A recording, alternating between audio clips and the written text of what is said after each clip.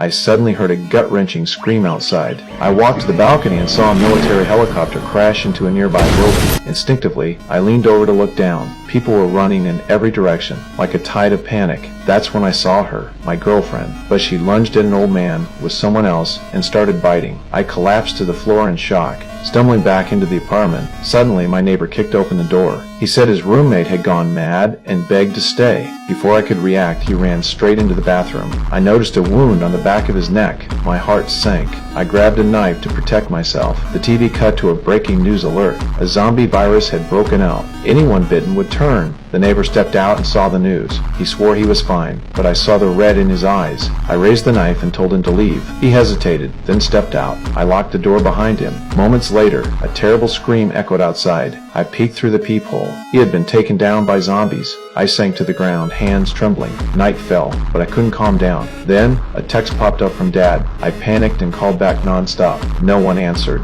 I knew I was on my own now. I blocked the door with the fridge, moved my bed to the living room to watch the entrance, sealed the windows shut. No one could see me, but the knocks kept coming. I couldn't tell if it was people or something else. That night, I heard a sound in the bathroom. My chest tightened. I grabbed a bat and crept closer. A zombie fell from the vent. It limped into the living room. I held my breath and hid in the corner. As it turned, I rushed forward and attacked.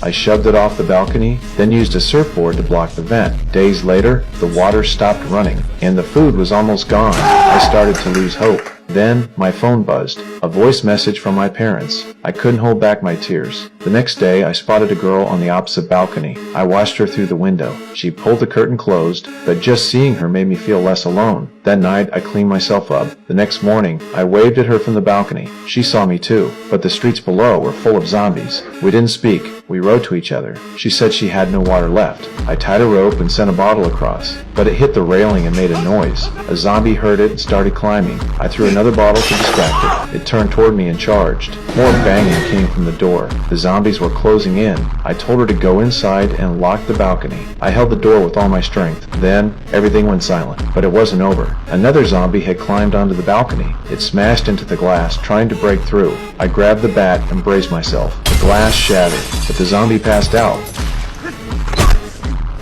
That was my sign. I had to get out. I pushed the door open. The hallway was eerily quiet. My neighbor's body still lay there. I took his keys. Just as I turned, I heard a noise. Zombies rushed at me. I dropped to the ground and played dead. Only when they left did I dare to move. I ran into his apartment, used the key to open the door.